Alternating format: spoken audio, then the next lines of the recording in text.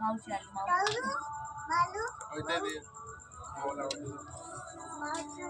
खात भाऊ नाही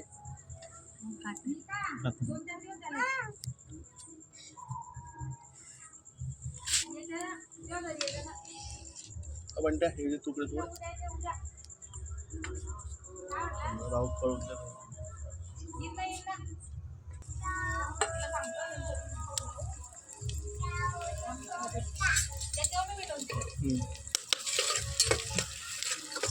जास्त लागा नाही बरोबर बरोबर आहे कांदा जास्त किती आहे